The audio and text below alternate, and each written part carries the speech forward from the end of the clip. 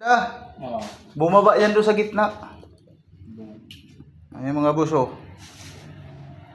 Trabaho lang yan, walang personalan. Madirihin kayo dyan, di kayo kikita ng pera. Ay si Busing oh. Kailangan kamayin para ma-check niya kung nasaan ang butas. Papunta ron. Papunta ron oh. Oo. Kasi nandyan dumadaan yung CR galing sa taas. Tapos may ito, papunta rin sana. O yung galing, may downspout din yan dyan na nakakabit. Galing sa taas. Malabo. Pati sa gutter. Sabi ni Busing kung mura lang daw yan, bibili siya. Mahal to eh.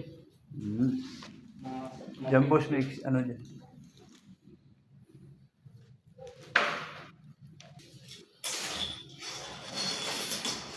Ito, connect niya yan.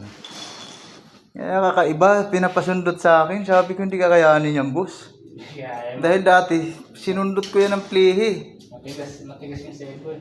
Hindi sila, hindi nakakalusot yung plihi dyan. Paliko-liko. Meron siyang pana.